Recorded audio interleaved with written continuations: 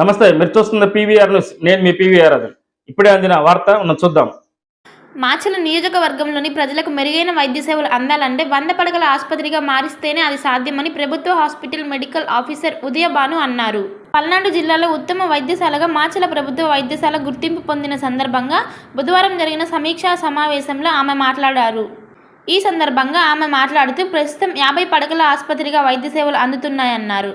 వైద్యులు సిబ్బంది పడ్డ కష్టానికి ఫలితంగా మాచర్ల ప్రభుత్వ వైద్యశాలకు గుర్తింపు దక్కిందన్నారు. మంత్రి నాదెండ్ల మనోహర్ జిల్లా కలెక్టర్ పి అరుణబాబు చేతుల మీదుగా బెస్ట్ పర్ఫార్మెన్స్ అవార్డు అందుకోవడం ఆనందించదగ్గ విషయం అన్నారు.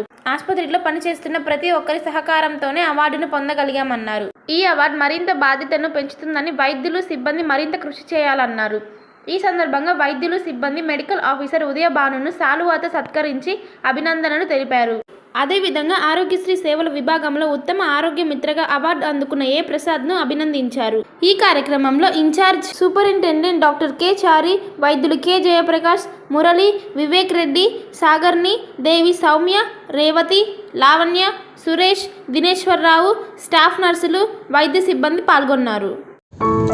ఈ నెల 26వ తేదీన కృష్ణాష్టమి సందర్భంగా బీసీవై పార్టీ అధినేత రామచంద్ర యాదవ్ మాచర్లు వస్తున్న సందర్భంగా ప్రతి ఒక్కరూ గుట్టుకొట్టే కార్యక్రమంలో పాల్గొని విజయవంతం చేయాలని గుండాల సైదులు యాదవ్ కోరారు.